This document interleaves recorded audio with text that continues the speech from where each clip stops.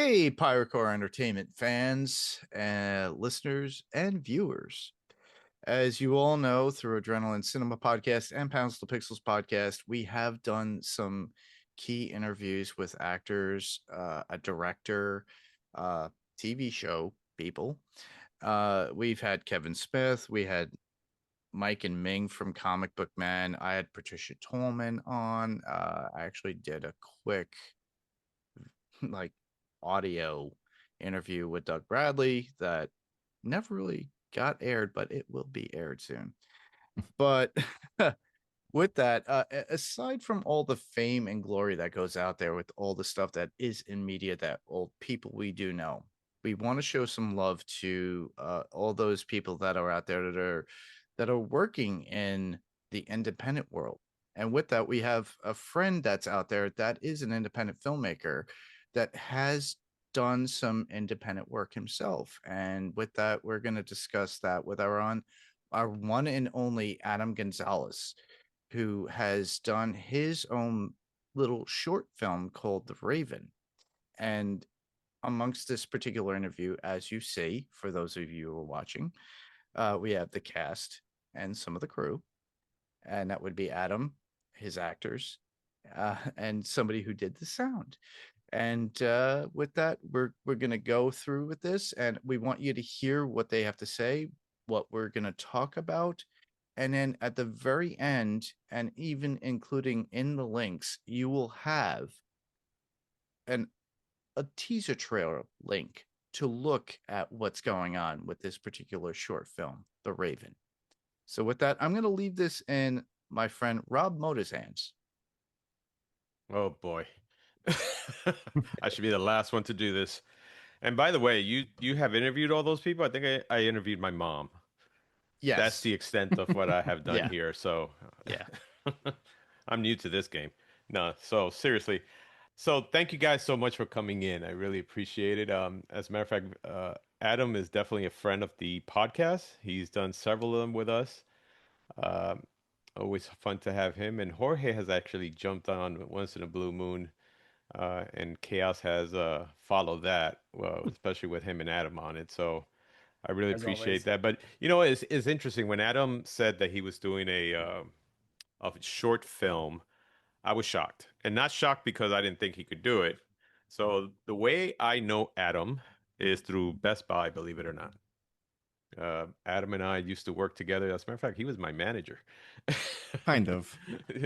But from what I saw in him when he was there, the one of the things that was very interesting was when I saw when he was there, he talked about film, but you could tell this is not for him.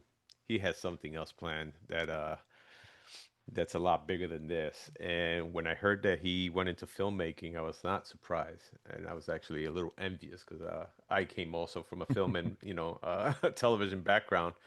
But that being said, yeah, no, it's I've heard a lot of good things about all the things he has done and all the films that he has actually have done. So for this project, which is led by director Adam Gonzalez of Gilded Harbor Productions, right? Yes, sir. All right. So, and it stars, Gazim. I am gonna get your name wrong, and I am so sorry. How do you pronounce your last name? Yazim Kamaj. Gazim Kamaj. Okay, I just wanted to say it right because then I don't want to be the asshole that mispronounces your name. And then I Don't have worry, there Juliana, have been many.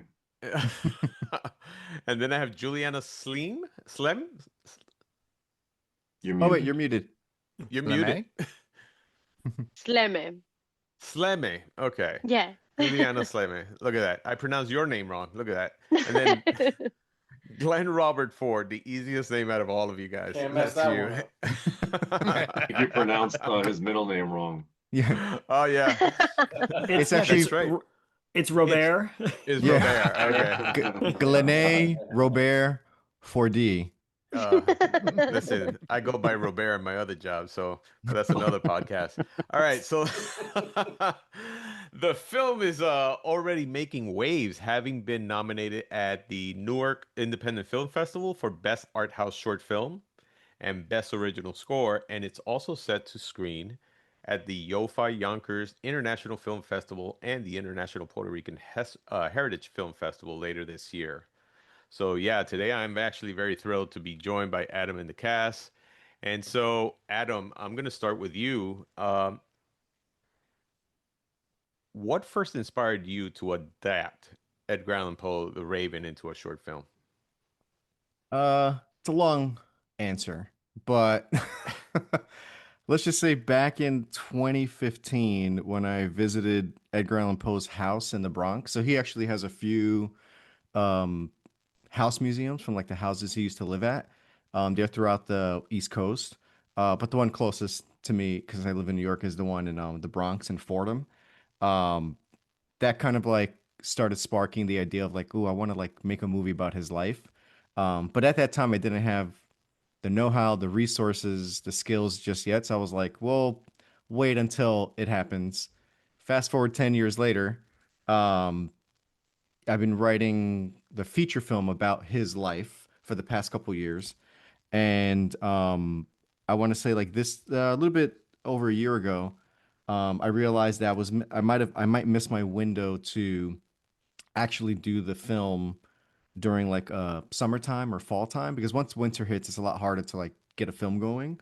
So I was like, you know what? If I just took his Raven poem, which is featured in that's going to be featured in the feature film, I'm pretty sure I can get that done in a certain time frame that I can use that as not only as its own standalone short film, but kind of like a precursor to kind of like uh what the feature film may kind of like entail. So I quickly started just adapting that into like a screenplay format. And we moved really quickly. I usually don't like to move that fast on a short film. I like to be way more prepared, but thankfully I've gone through worse scenarios and setups when it comes to film. So um, yeah, so we did casting. I think just for the Lenore part alone, there was like a few dozen actresses, and it was without a shadow of a doubt, Juliana like killed it, like visually, figuratively, and physically in the movie. But yeah, we casted her. Gazim has been part of the project for a very long time, and then Glenn came in super clutch towards the end, and as starred as the Raven. So it was, um, yeah, it just kind of made sense. This is if Edgar Allan Poe was like a singer or a band today, The Raven would be like his hit single. So it's the most like noticeable, poem that he's written. I mean, he has a lot of great work, but like that one is probably the most recognizable.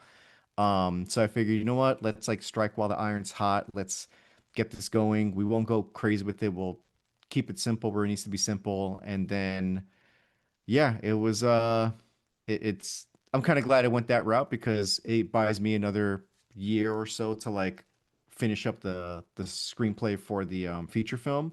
But then it kind of gets the word going for this like awesome project that like with such a small cast and crew, it's still just the feedback I've been receiving so far has been really good. So yeah, I'm like super happy with it. I love how it turned out. It gets me working with more individuals. And it starts getting the juices flowing for like the feature film project. Adam, what's really interesting about this is that you actually have the entire poem recited throughout this entire short. And so still creating something very unique. So I kind of like that. I mean, it had kind of a for especially for the modern audiences. I mean, the fact that you recited that entire thing. So kudos to you. So for you guys, so Gassim, Juliana, Glenn, each of you had to embody characters that come from one of the most iconic works in literature. How did you prepare for these roles? Who wants to take it away? Well, now that you I now that you spoke. I guess it's gonna be me. The way that I prepared, it started with, well, I guess we could go back all the way to my audition. The audition for Lenore, funny enough, was to say the poem. So I remember, first of all, being really excited because it's not common to see poetry as a material for an audition. which to me it meant I can do things. I don't want to say Shakespeare style, but you know that energy, that like grandiose language and vocal variety and just having fun with such a juicy text that is not like common speech, everyday speech. What are you doing? Hey, can you get the groceries for me? Okay, love you, bye. Like it's so profound and so every little word could be so heavy or so simple. And I played with that a lot for the audition. I did the take. I did two takes, and then I was like, okay, I gotta choose the one and sent it. And then for the callback, they gave me a scene from, I believe, the feature. Is that correct? Yeah, it's a scene that we did in the Where, feature. if I remember correctly, was it Virginia? No. It was another an early love interest, Elmira, his like high school That's right. sweetheart. Yeah, yeah. And so I did those two for the callback. And so once it came to when it came to the time that I had to like actually prepare for the role is when I did the research. That's when I found out who Virginia, who Elmira, and who Lenore really was inspired by. These two women, possibly more. It's debated a lot. And I'm sure Adam can go a lot more further with that actually. Um, I did research, and then when it came to Lenore is a memory, right? So I couldn't just make Lenore her own person in a way, because she is in the poem the memory of someone. So it is through the lens of the writer, of the poet. So there's a lot of moments that you see Lenore really, really beautiful and like with this like veil of purity and just like this beautiful woman that was in Poe's life. And then eventually it's, her death. It couldn't just be like, I don't know, some random girl. When we tend to remember our loved ones that have passed away, it is through the lens of that person. So in a way, and we talked about it, me and Adam, um, it is kind of polished. It is a polished version of these people. It's not the real them, you know? And so we had to play with that a little bit. And I don't really talk a lot. I say two lines. I'm just really in flashbacks. But the two lines I say are Lenore and Nevermore. And those were cool scenes, cool moments that we shot. Yeah. Yeah, and actually to add to that, that the reason why we did the audition that way, where the first audition was like it was like two parts actually. It was just looking into the camera and like going through like different emotions, and then the other part was an excerpt from the Raven poem.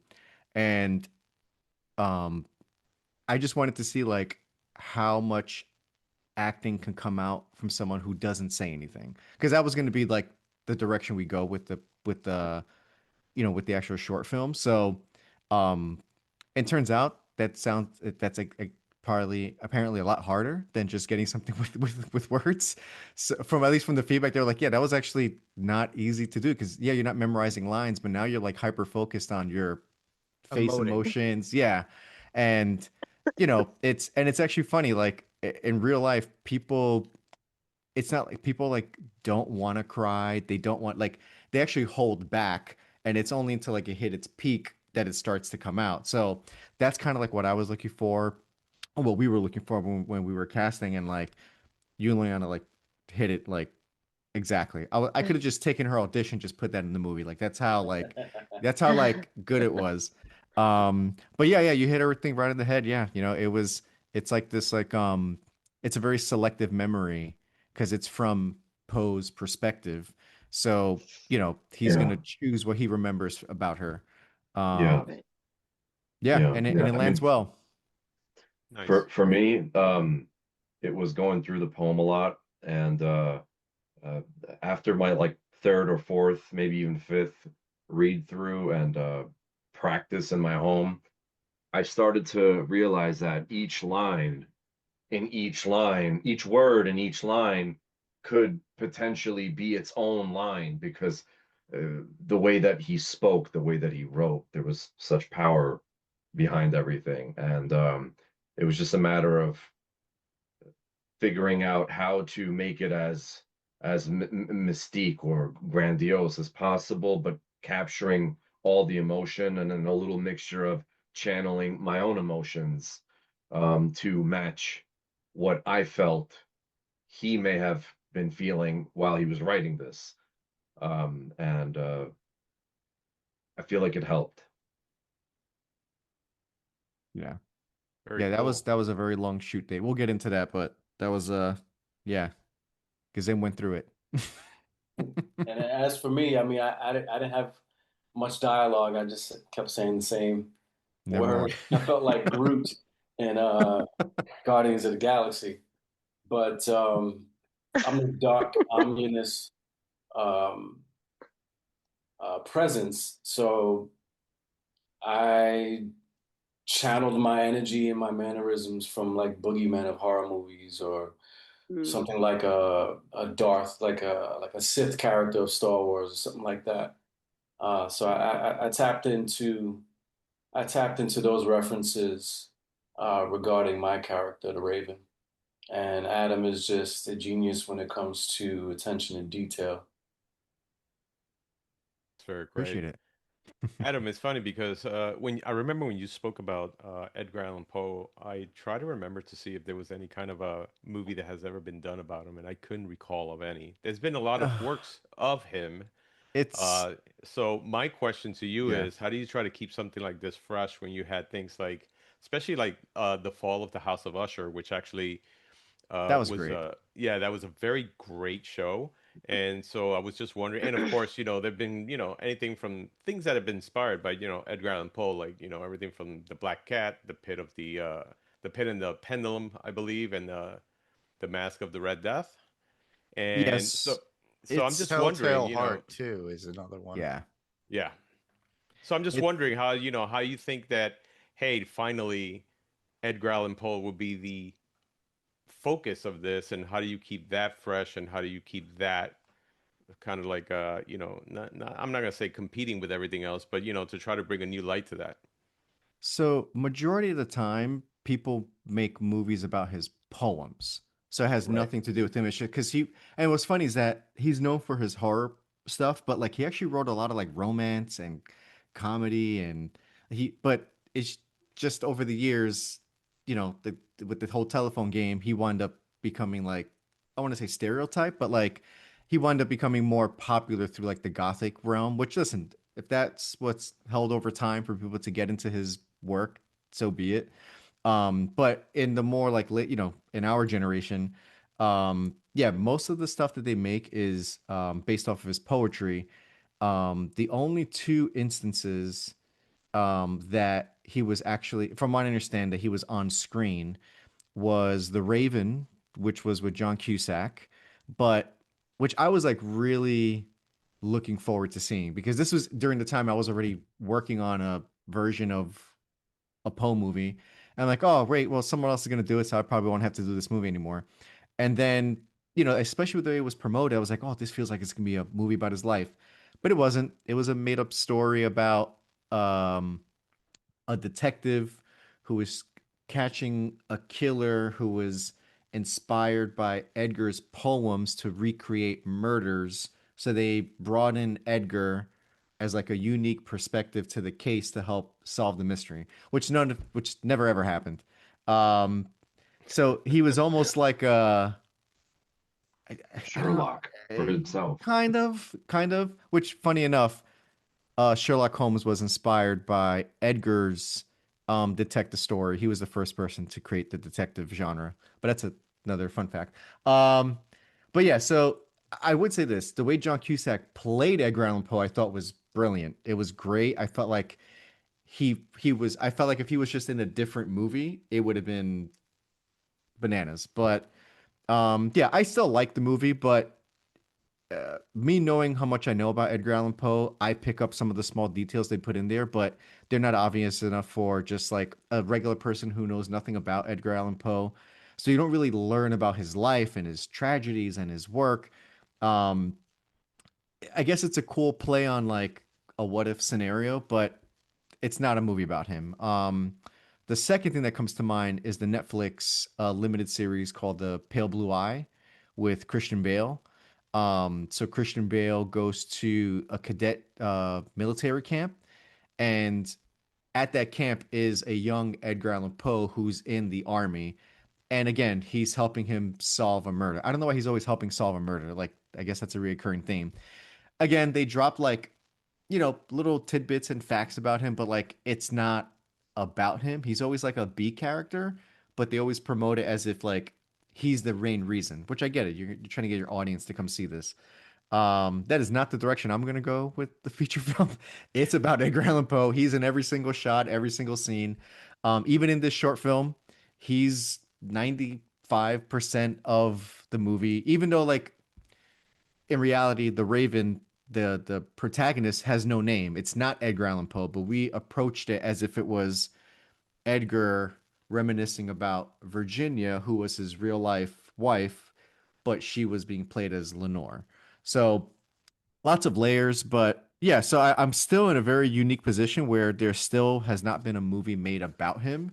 I do know that Sylvester Stallone has been trying for years to make an Edgar Allan Poe movie, so much that when he was super young, he wrote it so that he can star in it, but now he's aged out of it, and he's been trying to make that movie for I I don't know. I think I've even seen a YouTube video where someone read like an early draft, and it's very chronological life death type of thing. It's not, it's the version I'm working on is completely different, but even like the Raven that we shot is a very different take, because people have done variations of the Raven as well because it's his most popular poem.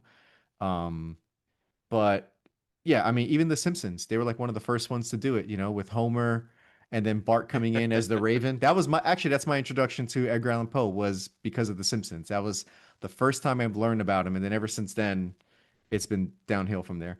Um, Yeah, but yeah, it so seems like the Simpsons are responsible for a lot of things in the last there's 30 yeah, years. it's yeah, they're predicting the future. But yeah, I think I feel like I'm in a unique scenario with not only the Raven short film, but with the potential feature film. No one's really like showcasing him as a person, which is what the Raven kind of is. Like I feel like out of all his poems, the Raven is like the one piece of work that summarizes like his happiness, grief, pain, and death all in one poem. Um, so that's why I kind of felt like this was like the perfect piece to work on as a short film, because like if I've never worked on anything else, you kind of get like a nice summary of like the pain that he goes through and how he Right. visualizes it. So yeah, so he has a very interesting life, and this is just like the start of it.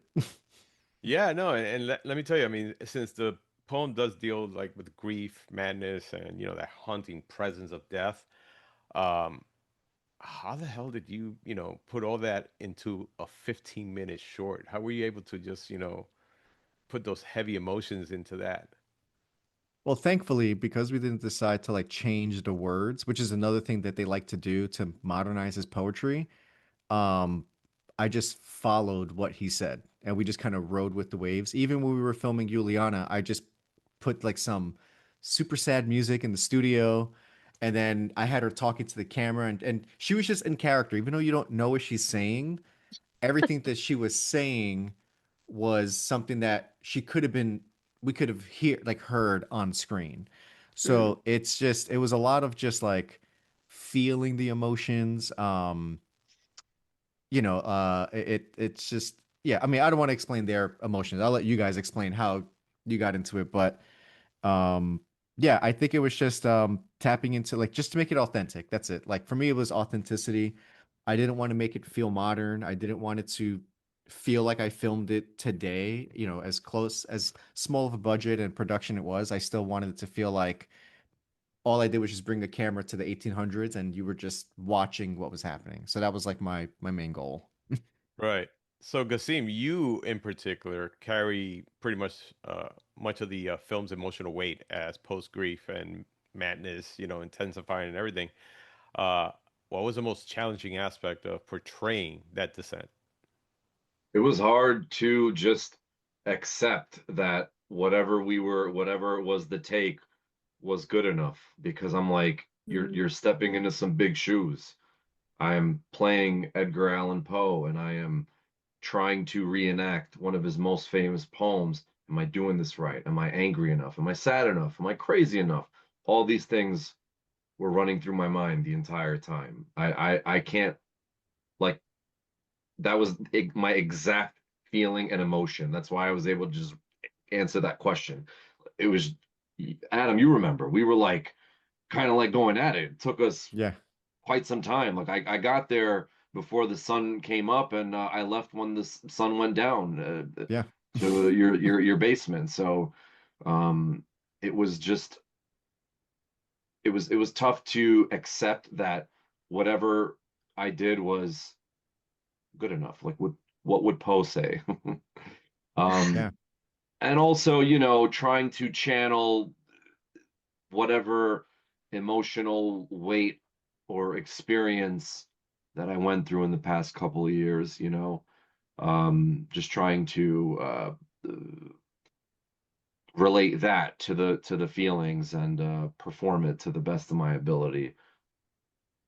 Yeah, it was a long shoot day. I think Juliana, we had for the 15 minutes of footage that I captured of her, we got that in, was it 4 hours? Yeah, like Yeah, three, something 4. 3 4 hours. Um, Many costume changes, and and she goes through her emotional journey too. Like we get all the happy moments, then some of like the timid moments, and then obviously like the darker moments at the end. And then the same thing happened with Kazim. His was over a 10-hour shoot day. So I think even like Wow. Ooh. the the day itself probably played a role in in his performance with just how Oh yeah, heavy. that's Um, huh. yeah, that was especially like that very last part. I think I made him like yell like 50 times. I was like, again, again. It was just over and over again. But like again, like we were just pushing it to the max. And then even Glenn, he came through and even again, not limiting his role, but that was a 4 hour shoot day. It was it still took like, we had to keep his shots interesting. His voice was even altered to make it sound like deeper, more horror, more scary. So it didn't sound like there was a person there. It was more like a being that was there.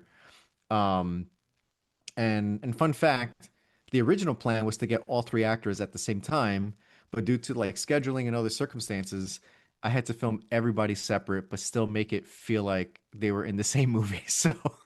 So far nobody has picked up on it. When they see the movie, I'm like, did you realize that they were not together? They're like, what do you mean? They were together. I'm like, nope, go back and look at it. There was never a shot that they were in the same shot ever. Movie There was magic. definitely a demon in your basement that day for Yeah. sure. Your Yeah. basement's haunted, so it helped. Which is where I'm at right now in this podcast. It's so funny because I wasn't going to ask that. There's sometimes, sometimes there's a lot of movies out there that you hear about, strange things that go on set.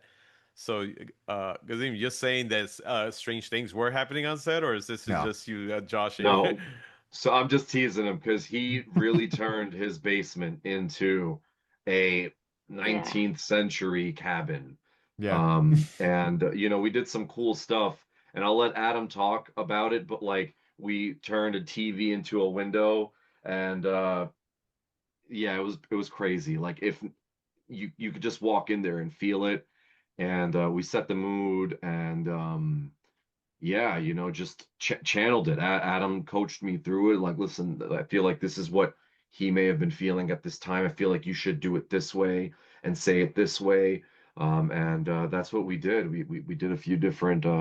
We put together a couple of options, but ultimately, I'm not sure if you guys had a chance to see it yet, or not. But that's the finished product. Yeah. Yeah, Adam is the filmmaker's MacGyver. He can take a paperclip and turn it into a movie prop, man. This guy, like I said, he's a genius, man. Smart of Well, desperation and being cheap. But Yeah. hey, Gotta listen, do what you I've gotta known do. many directors and stuff like that that have made amazing sets out of like just absolute garbage. And you walk in and you go, wait a minute, wasn't this garbage a few days I ago? mean, Now all of a sudden look at this. this. one of the only reasons why I did it is if you can kind of see in the back over here, I have like this stone wall. That is the only reason why I decided to do in this basement. I'm like, okay, 1/4 of my basement already qualifies as an 1800s thing. I was like, I just need to cover the other 3/4. And that was months of going to thrift stores, buying furniture and utensils and cutlery. And then I can't even take it here, but I have like this thing that holds my Yoda skull over here.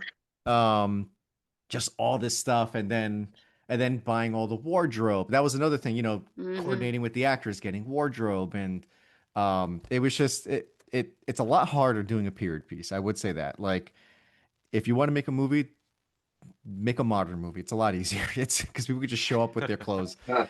Doing something from like the 1800s is not easy because everything changes, and that's another thing. With this movie, I had to keep the shots a little bit more medium close up because there's still things in my basement that I can't show on screen that would give away that it's modern. So if I hopefully in the future, I get like a full blown location that's more period accurate, I can do something that's wider and more establishing shots, but um between the lighting and the set decoration and everything, I think it sold the atmosphere. But actually, the studio that we went to in Queens when Yeah. Juliana filmed, there's not a lot of options. So I just had to find something that had hardwood floors. That's all I was like, that's the most I can hope for. And then I think I brought like a stand for like curtains. They magically somehow had like a very antique looking sofa. So I was like, Yeah. okay, that's a free prop. I brought in a rug. They said you can't burn candles. I burned candles anyway. Um, yeah, just you got to break the rules when you can. So, but again, none of that matters if like the performance doesn't sell it. And I would just hope that by bringing all that, it just helps create more of a space for the actors to get more in tune with the character, so they feel like more in place. So, and I felt like I got the performances I was looking for, if not more out of that. So, Fantastic, man. And by the way, I do that screaming every day, so but that's another podcast. Um, so one of the striking things about this film is its atmosphere. And so the flickering candlelights, like you were saying, the period setting, and of course the score. So Adam and George, can you talk about how you approach the music and sound design to capture the gothic tone of this movie or this short? he also goes by Jorge. Jorge, I'm so sorry, It man. could be It's all Jorge. right. I Jorge. would say We were, Jorge. Your hay, it's a soft J. So depends what we want to go for.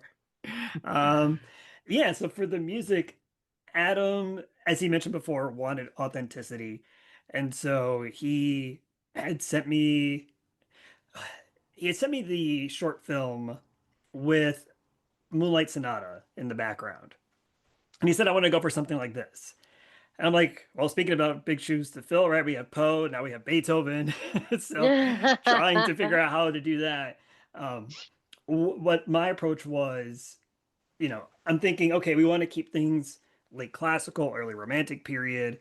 So I started to basically look up some of my old music history notes and look up some progressions that I could use and kind of emulate, not necessarily copy all of Moonlight Sonata and copy that exact progression, but at least get the chords that are close to it, maybe put in a different key, right? Maybe arpeggiate it in a different way so that we can still get that feeling of that late classical period, um, but not have it be a direct copy of anything. And the other kind of inspiration that I had too for this, because we're thinking gothic, we're thinking, horror and scary. And I think around the time that we were talking about all this stuff, Nosferatu had just come out. Ah. And so I use that as well to kind of say to myself, all right, what can I do for strings? Maybe there's something I can do to make some haunting strings that go in the background, or maybe some clusters of strings. I didn't necessarily want to do exactly Nosferatu with these crescendo strings that get really, really sharp, Hmm. but I wanted to at least do something similar to that, just because we do want to make it spookier, especially as the movie goes along. We wanted the music to kind of intensify. Hmm. So you wanted more tone within it, but you were going for more gothic dulcet tones, very dark, but also giving the feel and empathy towards certain characters. Now, did you use any vocalization? What type of equipment were you using? Mostly keyboard based work, or did you sample things?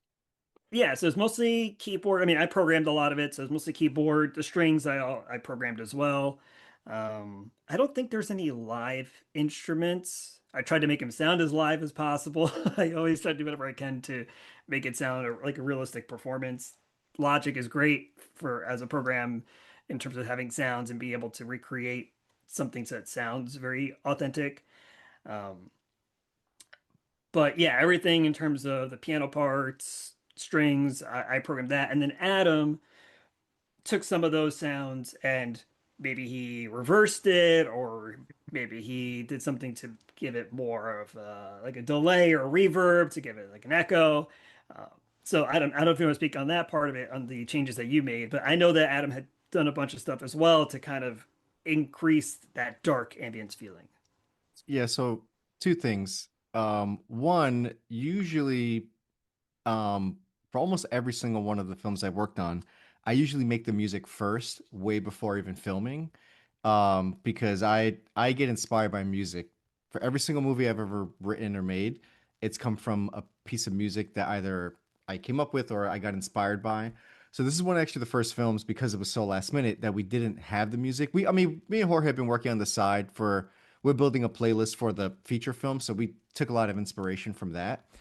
So we were able to borrow, but then obviously we needed something very specific for this specific short film. So, um, yeah, I took some of like the Foley made tracks that he already made, and then I also took it apart and then messed around with a lot of stuff to make it more like ambient sounds or like atmospheric sounds, and so that even when you're hearing something that's not like the main music is still influencing other parts of the movie. And fun fact, Juliana also sings in the movie. She has a very haunting melody that comes up a few times.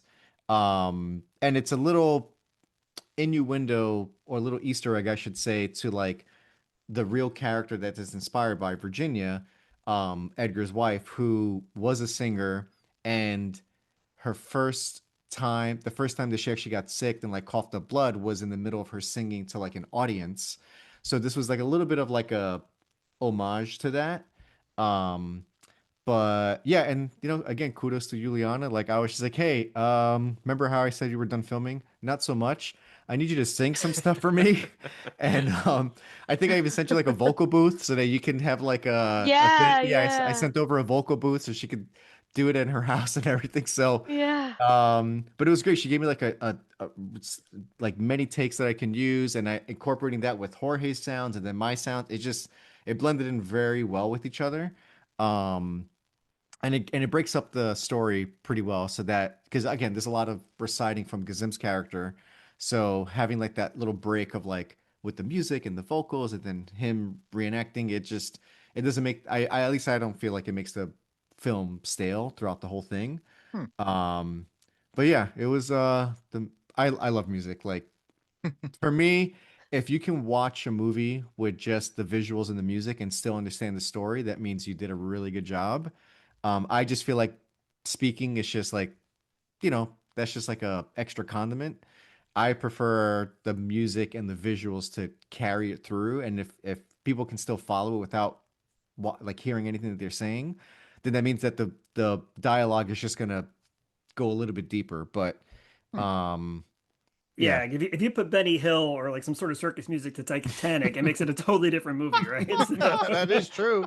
It'll So it make a really really does. bad comedy. It would be the most dark comedy. Yeah, if you were to do that is that. true.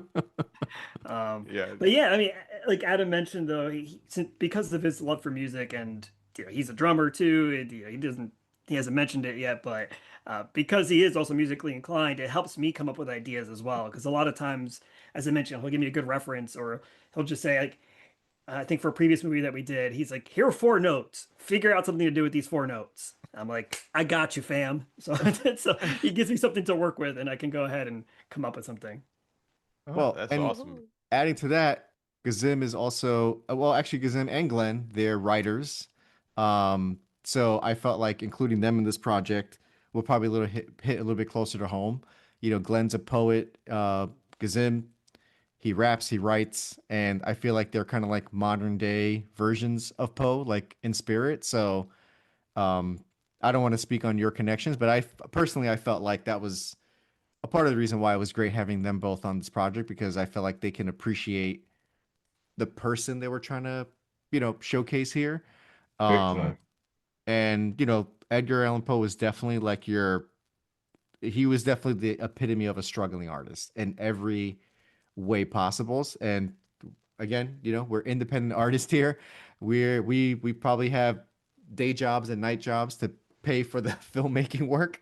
So, we're all just struggling to like make art. And yeah, and I would hope that like this film kind of like resonates with everyone on that like struggle to like, with their involvement, in the film. Oh Right. yeah, I mean, if you know his story, he gets the short end of the stick literally in every chapter of his life.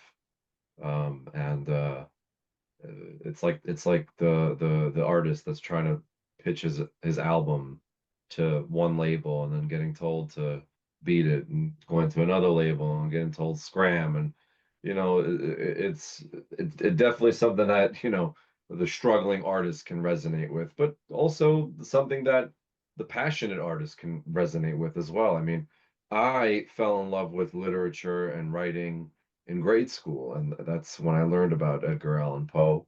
Um, the music, I guess, was always like a part of my life, but totally, I I love every, like, if this is the last thing I ever do, I'm always gonna say I was Poe. That's Don't you interesting. poet? Again, it sounds like my life. That's why I told Adam, hey man, if you want me to audition as a Dominican version of Edgar Allan Poe, absolutely. Yeah. What was it Eduardo Alan Poe. Poe. Ándale. That's right. So, And, And I remember- grew up by the house too, so I mean, I'm from the Bronx, born and raised, so it's cool. Sorry, you can be part of the Los Spookies if you. By the way, that show also kind of inspires me for a lot of this stuff too, because I am a metalhead. I'm very gothic at heart, so this project was a lot of fun to work on. Awesome. And Adam, I understand, and you mentioned, I think, a little bit of this before, that most of the film is lit in actual beeswax candles to preserve the authenticity of glow of the time period. Why was that Yeah. level of authenticity so important to you? I mean, you can tell on camera when you're using like only LED lights and everything, it just looks too polished. It looks too clean. Um, there's just something about like, even like when there's a candle that's like near you, just you moving, the wind reacts to it a certain way. So it's just not the same. Like, I mean, not that I only used it, but all the main lighting sources was candles. That's why I had boxes of them. I did Yeah. extensive research on candles. I'm like a candle expert. Because you can't just get any candle. Yeah. You want to avoid candles that have scents, because I don't want us to die and get like lung cancer. Secondly, different candles burn for different lengths of time and at different brightnesses. So basically what I did was I was like, okay, what were the candles they used at that time? Back This then they guy's an had expert. I love beeswax. it. My man Yeah. went down the rabbit hole of candles. Oh my God, you don't understand. He is Aficionado, you connoisseur, you. My Amazon shopping cart is very weird. I'm going to you now. You just you did it to Hey, yourself, brother. He loves candles, the smell I of it, love the candles. texture. I love Oh my gold. God. I'm hitting you up at 2:00 in the morning, like, yo, man, I got stuck between this candle and this candle. Which one do you prefer? Oh man, Wow. Adam, you can add another title to your name, candleologist. Candleologist. Yeah. Candleologist. he could prepare your romantic dinner with your That's it. significant other. Yeah.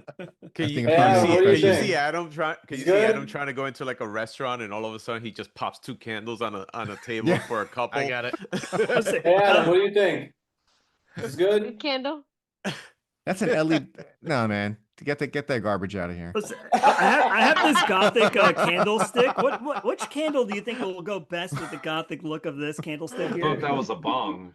Yeah, same here. No, it's actually Honestly, though, I got this at a gothic antique shop, which is really cool. hold on to it. I might need it for the movie. Yes. You doing a Buffy movie? Yeah. Yeah. Listen, man, Um, it's crazy. It's just, but what I wound up landing with was natural honey beeswax candles with a certain wick that was thick enough so that I needed to be bright. Because the last thing I want is to have too many candles on because it's dangerous to have enough light. So I was trying to find the right candle that burned bright enough where I didn't have to light up multiple candles. So if you look throughout, all the candles are real. There is no fake candles at all in the film. The only time I used an LED light was simulated moonlight coming from a window. So there was always like a back edge lit color.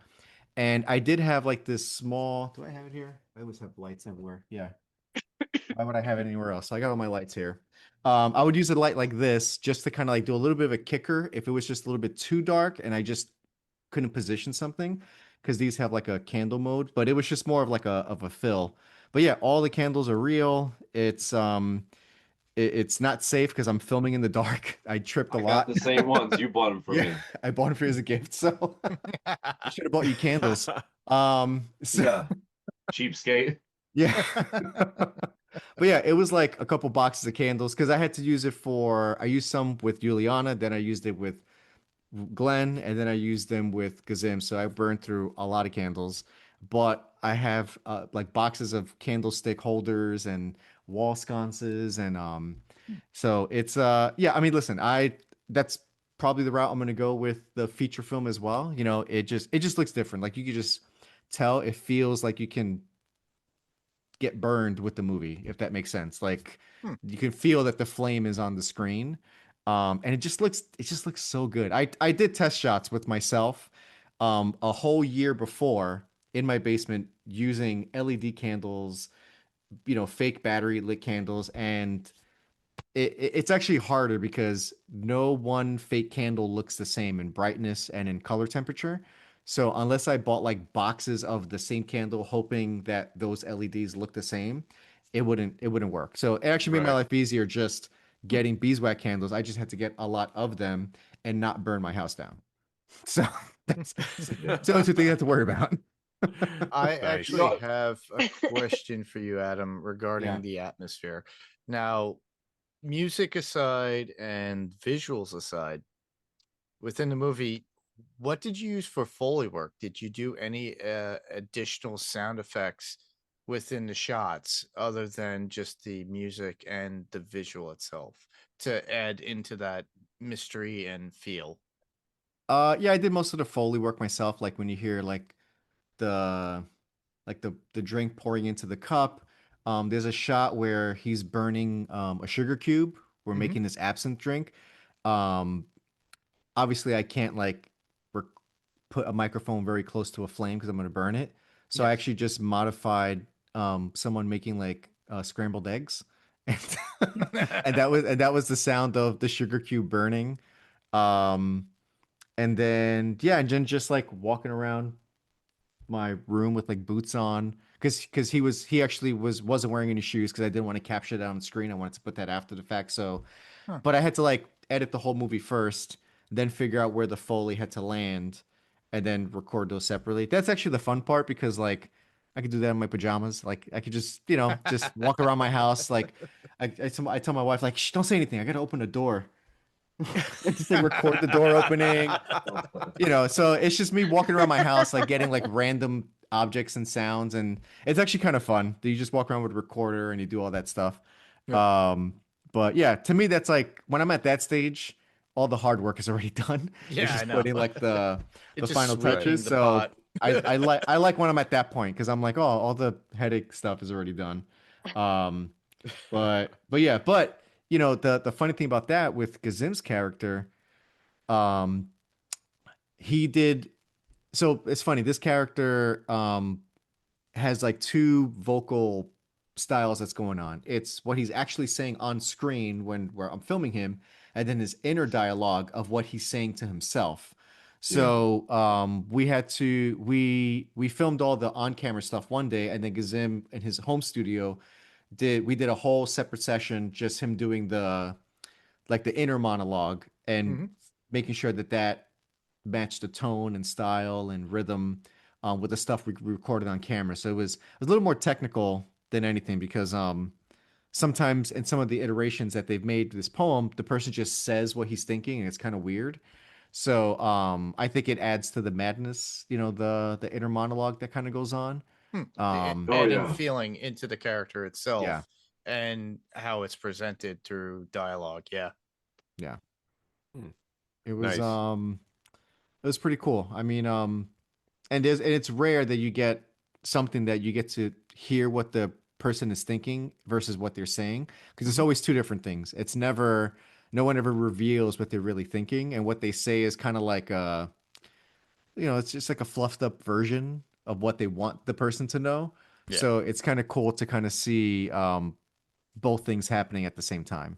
And Gazim's voice is very, like, he needs to pursue voice acting, because his voice is very, it's like a hot bowl of chocolate. It's just you want to eat his voice. Yeah.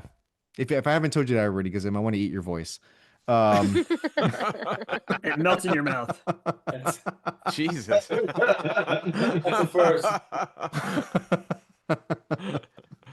Nice. Oh my god, you're such an idiot. Oh, I love you. By the way, Jorge, Adam, and I all work together. So Yeah. this and way worse is how we would just pass time Oh yeah, this is at nothing. work. Yeah. But there was something what Adam mentioned about how people do, like, when they're saying what they're saying on screen, and what they're saying like as a monologue or whatever, inner monologue. Believe it or not, what I kind of like paid a little bit attention to, not studied, but like, I'm like, oh, that's a pretty good idea, was Joe Pesci in Casino. And it was pretty cool because his voice, his inner monologue was like on par with what his emotions were in the scenes a little bit. And if you watch the movie, his inner monologue gets cut off at the end when they start killing him in the cornfield, when they whack him, because his inner monologue is a part of it. It's not just he's not narrating his death, like that's him and himself. So it was like pretty cool. And not to say that it was like an inspiration, but it gave me some good idea. That's all. Yeah. Nice. So, guys, so when audiences finish watching The Raven, what do you hope lingers with them the most? And I want to hear from every one of you. So, what's the feeling or thought you most want viewers to carry out of the theater? Well, I know for me, definitely having the music be authentic to the period, to that 19th century, that late classical, early romantic style. Just because I feel like there's a lot of times where people do period pieces, and then a modern song kind of gets thrown in, or maybe they'll do a classical version of a modern song. And depending on the show, it can fit really, really well. But for something like this, that is supposed to be very heavy, very gothic, very, very ambient, I feel like keeping the music authentic to the time period really puts you into that time period, really connecting you to the characters. And as I said, just setting that true gothic tone. I hope they appreciate the presentation, the authenticity, the attention to detail, and the emotion of the story. I hope people get inspired by it, and piques their interest into learning a little bit about some of the older writers, and seeing that no story or struggle is new under the sun, you know? Mm-hmm. I want them to walk away with grief. I'm kidding. Not grief. Um, Crying. No, I think I was debating when you asked if I should say hope, because I don't know if there is a lot of hope in this poem, right? But I think there is a bit of wonder, curiosity, definitely fear, and after all of that comes hope. So I hope audiences that watch, anybody who goes through grief and the loss of someone or something, some idea, they're able to go through this process, this grief, this fear, this emptiness, and come out the other way and not end up the way Poe ended. Yeah. Would you say there was a lot of depth of feeling overall within these characters, and that's what you feel like you want presented? Like they feel the grief. The viewer is actually feeling what those people have felt, and it's just feeling. Sometimes grief, you feel alive at times, even though it feels like true death.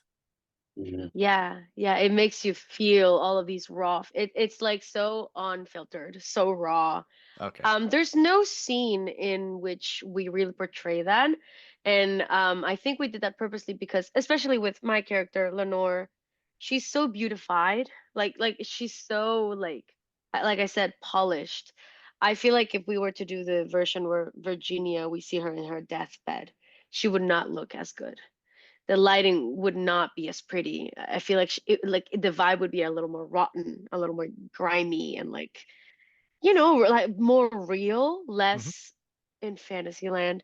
And so when I was going through it, when I was filming it, I just remember I go through like opposed to Edgar Allan Poe, Gassim's character, where he like it's kind of all in the same day. I had to go through periods of time. So very happy, enjoying life, you know, um, being cutesy and adorable with my husband or talking about things that I'm interested in. There's a moment I'm reading a book. And then slowly go through, I'm coughing blood. Life is changing because of that. She's sick now to the point of, oh, there's no coming back. And that those are big chunks of time that we're just like skipping through. Um, and then she appears, what I would think when we did it, like she's dead, like her ghost appears in a way, Yeah. and that is fully fictional, right? That is the fear, that is the it's both the hope to see her again, but also the fact that the last time we saw her, or this character saw her in life, she was probably decaying in her own bed, and so this is the view of fear and hope together. Yeah. And I hope that we embody that. That's when I say my one line. I think it's Lenore or Nevermore. Which one is it? Both. Both. I say both. Yeah. Yeah, we did two takes. Yeah. So You I forgot your just line it's already, huh? I She had know two. it's She had two. I had one. She had I two. know I am terrible, guys. So yeah, that's what I mean. It's just I know I went through it doing it. There's like some grief that I tried to portray, beautified. But yeah, it's profound, I think. Well, thank you. I want to thank you guys so much for coming on here uh, Thanks for having and us. sharing, Yes, and thank Thank sharing you the you. for story having of, us on. yeah, showing the story behind the Raven. So for listeners who want to experience the film out there, you can check out their teaser trailer, the full story, and learn more through the film's website, Instagram page, and IMDb profile. We'll have all those links in the show notes. As for Poe himself wrote, deep into the darkness peering, long I stood there wondering and fearing. So thankfully, with this film, that darkness has been captured and brought us vividly through life. Mm. I would like to know, what do you guys have next? Going on for yourselves. Any interesting projects for you guys individually?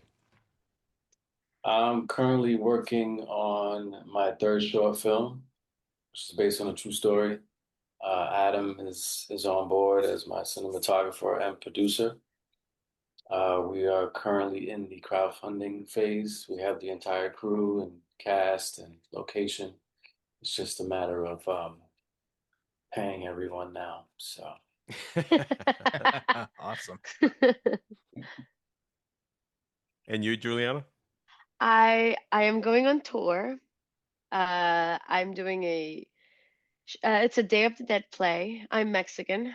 So I'm doing a play that is mostly for children, but it's a Day of the Dead story, musicalized, with a lot of culture, a lot of fandango, zapateo, all that good stuff. It's really beautiful.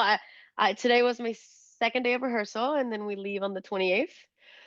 So it's very few days of rehearsal. I'm really excited. And yeah, hopefully we'll come to one of the cities some of the listeners are in. If they want to check it out, they can come to my profile, Juliana's Limit. Check it out. It's pretty cool. Good for kids. Awesome. And Jasim, how about you? Yeah, I took a little, not an intentional hiatus, but I had a lot going on. I just recently got married and we were planning that out, and there was just a whole bunch Congratulations. going on. Thank you. congratulations, brother. Awesome. Thank you, thank you, thank you so Congrats. much. So, there was a lot going on and I couldn't focus on my creative side, but yeah, I'm working on some new music, and of course I'm a part of the Gilded Harbor family for life. So I'm constantly working on ideas with Adam, and we'll be uh, putting boots on the ground and for that Poe feature film. But yeah, I'm working on a lot of stuff, and if you want to check out some of the stuff that I have, you could find me on Instagram. My handle is Zimfinite. It's like infinite, but it's Zimfinite. Zinfandel, but Zinfinite. There you go. Yeah, and my artist name is my full name. So Awesome. Fantastic. And Jorge, how about you? Yeah, so I have a friend of mine who started his own music sync library, basically meaning that if, let's say, ESPN or I don't know, some sort of brand needed a song for a commercial or something on TV, we get opportunities that come in that say, "Hey, we need songs that are this certain emotion, this certain style, whatever," and we can just submit to these opportunities. Um, so I'm always doing stuff like that, working for them. I have some songs already up on there. So if anybody's part of those bigger companies and looking for music, or if you just need music in general, it doesn't matter, who it is. Just look up Made by Us. That's the name. So I'm always doing stuff for them and working on music that way. I know we're going to have to do music for the feature film at some point. So taking some of the ideas that we've already done for Raven and expanding on those. So I'm excited to work on that. And I am also writing my own music and trying to work on starting a band, more hard rock, heavy metal. That's my style. So also just working on those things. If you want to see any of it, you can go to Jorge Naranjo Music, or Jorge Naranjo Music. bless And you. that's, yes, thank you. And yeah, you can just find me on Instagram, Nice. TikTok, and all that fun stuff. Yeah. And Adam, the filmmaker and the pretty much the mind behind all this. What do you have next? Well, we're currently going through the film festival stages with The Raven. We've already been in one over the summer, and we have two more coming up in November. Some pretty good film festivals, and I'm sure we're going to get into some more going into the new year.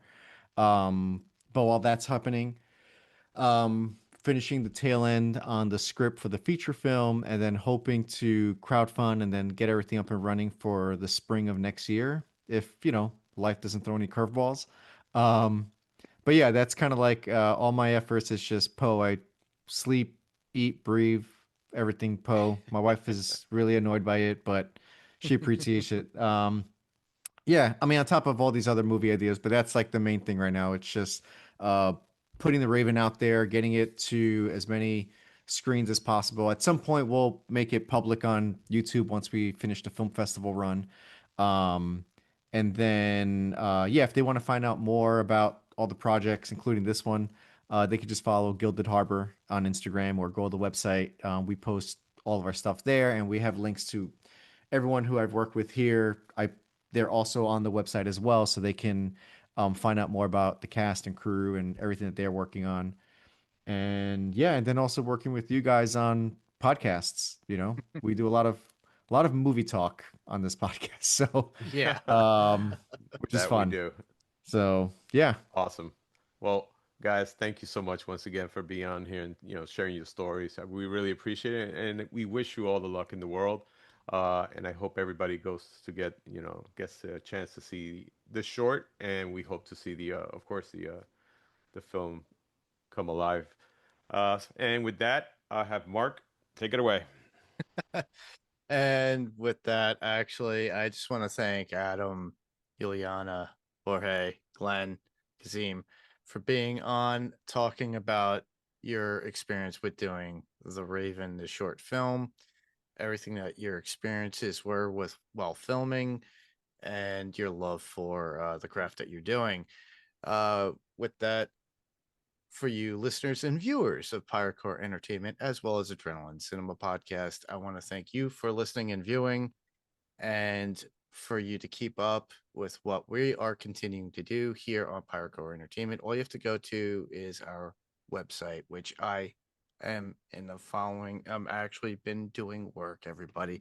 So all you have to do is go to pyrocoreentertainment.com, and then you could click on all the links, Panels to Pixels podcast, Adrenaline Cinema podcast, and what's on tonight. And if you still want to be interested in listening to what's on Fantasy Picks Movie Edition, which Adam and Rob and myself were on, it's still available on Spotify, so you could still listen to those conversations and those podcasts. If you want to leave any feedback, just send them to pyrocoreentertainment.com, or you could go there and there'll be a link. But you could go to, you could just email us at pyrocoreentertainment@gmail.com. For Adrenaline Cinema podcast@gmail.com. There are all the links on the website. Just follow them, subscribe, do that cool stuff that you always do. And with that, I just want to thank everybody for listening and viewing. Have a good night. And please click on the links for these people. Follow and check them out. We'll talk to you guys later. And like on Adrenaline Cinema Podcast, as we all say, we'll see you guys when we change to the next reel. Bye bye. Have a good night, guys. Hi, guys.